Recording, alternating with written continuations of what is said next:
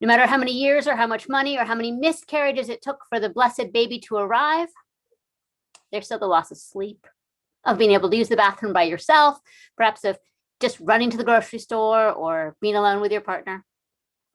No matter how exciting the new job is, there's the loss of familiar patterns of life, maybe being able to sleep late or be in control of your own time.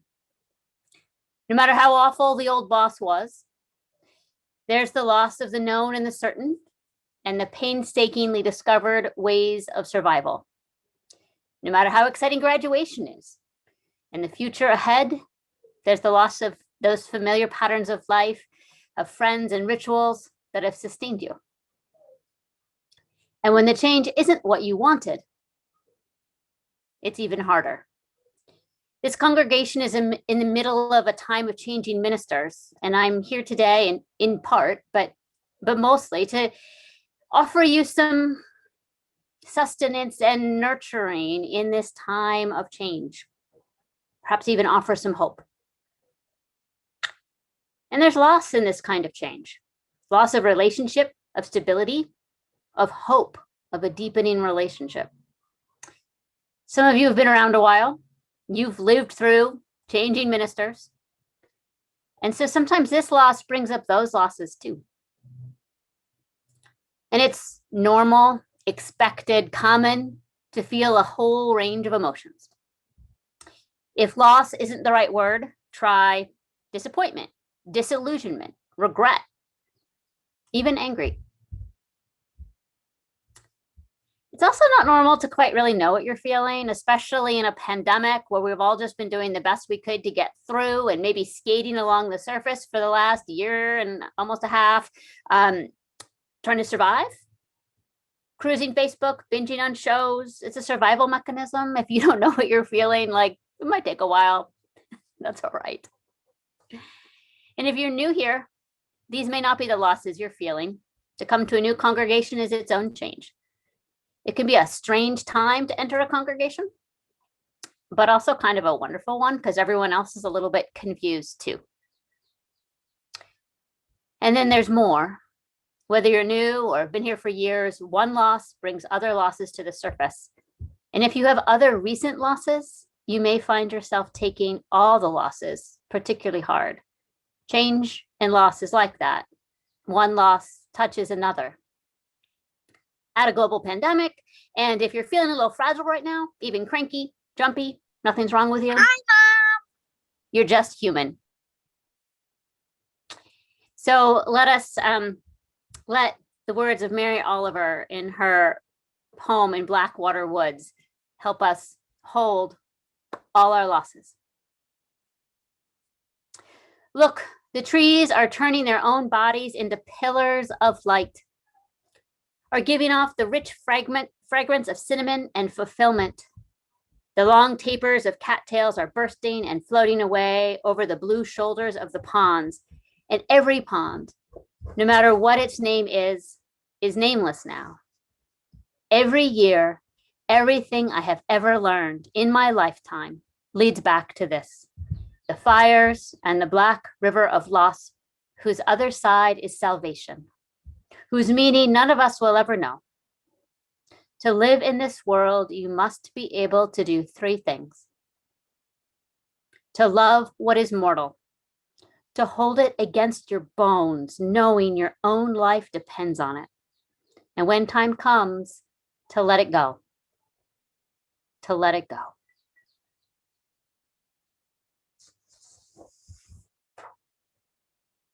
I invite you to settle into a time of meditation, prayer, if that's your practice. If it feels good to you, to notice your body. Notice your feet. Notice where your body presses against whatever you're sitting on or standing on. And just notice that you breathe in and out. Ribs expanding, contracting. And glance around your space. Notice the beauty, the comfort in the familiar, the ways you've made it cozy. And to feel your own mortalness, your own living in this world. Here we are, mortal together, breathing. Breathing across the internet and Zoom. Breathing with the whole world.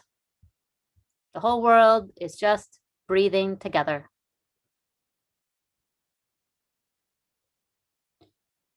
What mortal things do you love?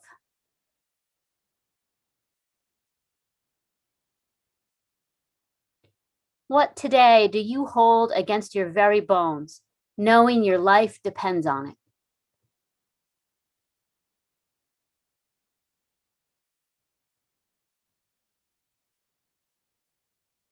And what today are you letting go of?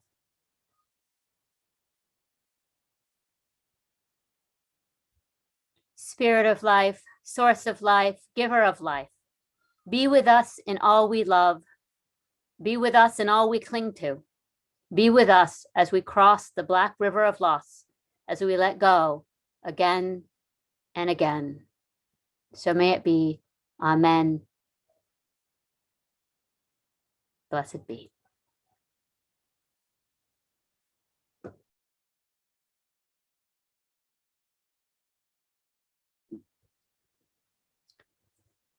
I want you to imagine for a moment that you're swinging on a trapeze. You've got a solid grip. You're swinging at a steady rate. You feel pretty much in control. You know how this goes. And then you see another bar swinging towards you across the space. And you know in your gut, in your heart, that to grow, to live out your passion, to be fully alive, you have to seize that bar.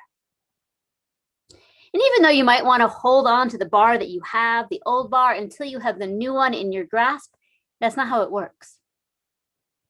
Instead, there is this time of hurtling between, suspended in the air, feeling out of control, maybe even afraid of falling, of missing, of grabbing the bar wrong.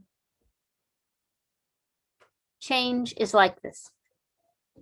There is a time of hurtling between, whether the leap is chosen or not. One cannot hold on to the old way of being until the new way is in place. Our culture does not particularly like this. We do not like the uncertain times. We don't get a lot of practice as kids, adolescents, as young adults. No one helps us gain the emotional and spiritual skills for these times in our lives. Instead, our society rushes to fill the gaps, teaches us to rush to the new place, ignore the feelings, to get through the change time with our eyes closed, filling our minds with anything but what might not be so comfortable about where we are now. But it is in this place, and possibly only this place, that real transformation happens.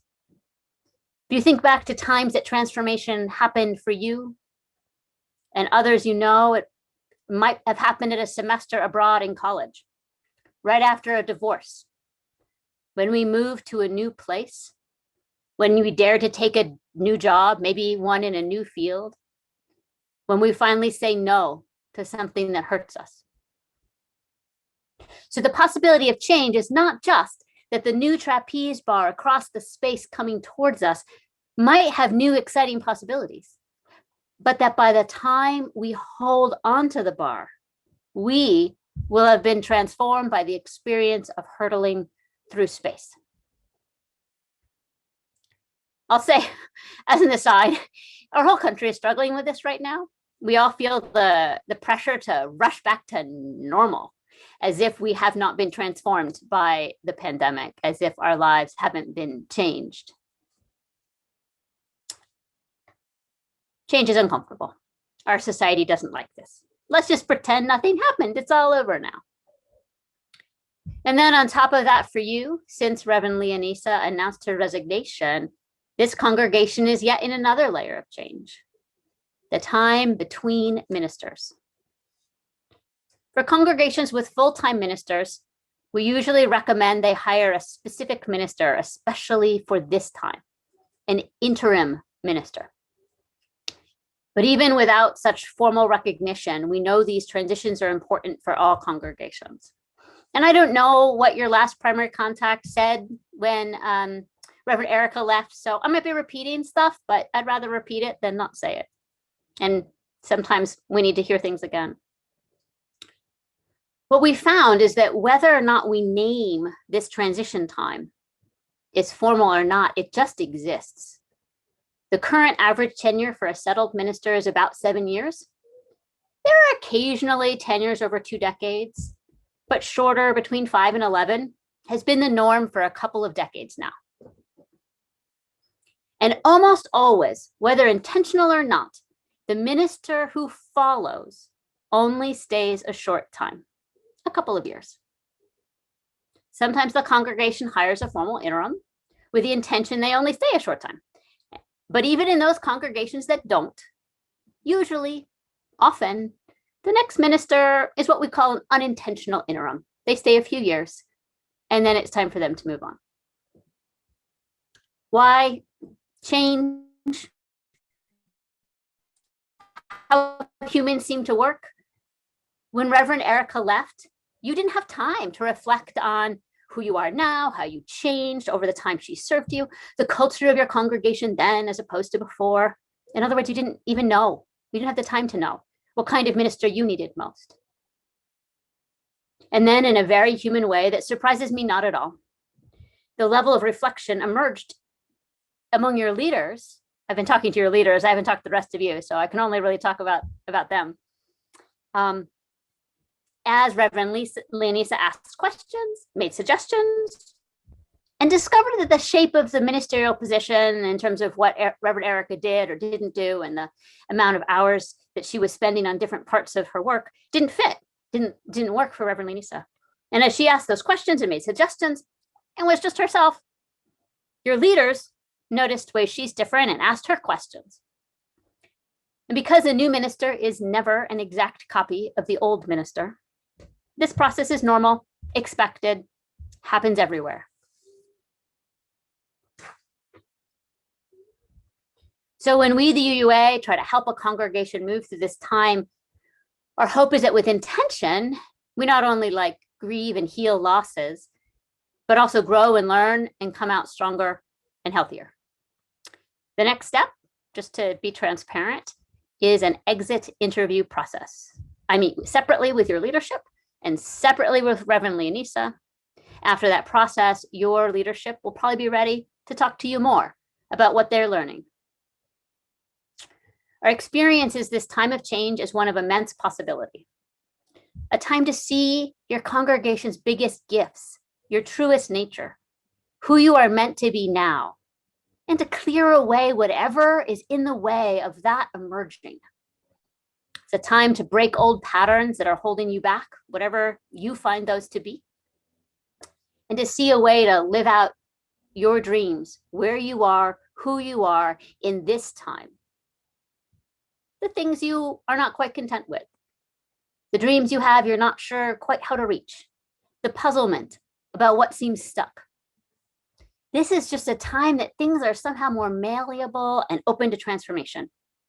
Not only of any pattern with ministerial relationship, like your relationship with ministers, but also every part of congregational life. Sometimes changing like this is not very comfortable. Maybe especially in a pandemic where you just like church to be the way it always was because that's comforting. Sorry. I also don't really like change like this. I don't really know what's happening. Everything is shifting kind of change. No, I don't mean this change isn't about the right fix. Though maybe you'll do that, I don't know. Not about the right new program, but you might pick a new program. It's not about changing the faces on your committee or your board, though you might do that. It's kind of change about finding new ways of talking about hard things or looking at your history and seeing patterns. Choosing to play in the space of not knowing, experimenting with what's possible, playing and experimenting, holding things lightly. In that sense of playfulness is where you're most likely to renew your sense of purpose, the reason for being, the thing that brings you joy and purpose, brings you new energy as individuals and as a congregation. Transformation is deep. It might change things on the surface, but that, I hope you get my examples here, is not the point. The surface, it just isn't the important part. So this is a time of change. There will be times of stability in your future, like you've had in your past, but this is the time of change. To live into fully, eyes wide open as you fly. And if this is the time you've given to change, the opportunity for transformation, how do you live? I'm sure other people have other guidance. I have five important spiritual practices for you as individuals and as a congregation. Grieve your losses and disappointments. Whatever is brought up for you in this time, nothing's insignificant, whether it's about now or the past. Loss not grieved can haunt the future. Feel. Second is feel whatever you feel. You feel elated, feel that. Confused, feel that. Exhausted, overwhelmed, abandoned. You might even feel guilty, like this is your fault somehow. What I know about feeling guilty at a time like this is that sometimes it's easier to feel like it's our fault, because then it feels like we're in control, and harder to feel like hard things happen when we have little control. So feel what you feel one by one. Be present in your body. It's countercultural, but your feelings will lead you through this time. Culture doesn't want you to feel uncertain, confused, or afraid, but don't listen to that. Trust your own inner wisdom, your own inner messages. Trust there will come a time when your inner wisdom tells you you're ready to fully invest in the future of this congregation, and you will find yourself filled with new excitement and energy. That time will come. It's probably not now. Third, take care of yourselves and each other. It can be easy to be sharp with each other and ourselves now. Easy to be impatient, especially because we're going through so much. So take time, say no. Go for a walk. Take care of yourself. If some things don't happen, they don't happen. When the time is right, those programs will reemerge, or something new and amazing will come to fill their place. And remind each other of this. Do not let each other do too much and burn out. The burned out and exhausted will not be ready for the new ideas that emerge, or have the energy to welcome what comes out of the changes. Remember, your mission is about nurturing the spiritual lives of people, not about numbers, programs, or committee meetings. And sometimes nurturing those lives means slowing down and saying no. Now is the time for relatively easy, not complicated programs, those that nurture you, not exhaust you. And if you're in charge of an area of church life, you're like, I have no idea how to do that. Give me a call. We'll talk about what could be easier right now. Fourth, open yourself to what's possible. Experiment. Try new things. Don't let your grief or frustration cloud your sense of the possible. I don't mean planning. I don't mean the strategic 5-year planning possible. I'm talking about dreaming possible. Open to the possible, to see many possibles. And don't even settle for the first possible that crops up. But fifth, do not let your sense of the possible numb your feelings or lead you in your excitement to not listen to someone else's feelings. And that's full circle. Grieve your losses, feel what you feel, take care of yourself and each other, open yourself to the possible, but do not let your sense of the possible numb your feelings. These are spiritual practices for staying present and honoring the wisdom of our souls and body. My prayer for each of you is that this time of change is not only a time of renewal and transformation for the congregation, but also for you. So I invite you to see yourself as living through a time of change and to see that as a spiritual practice. Breathe in, breathe out, be here now. Feel what you feel. All will be well.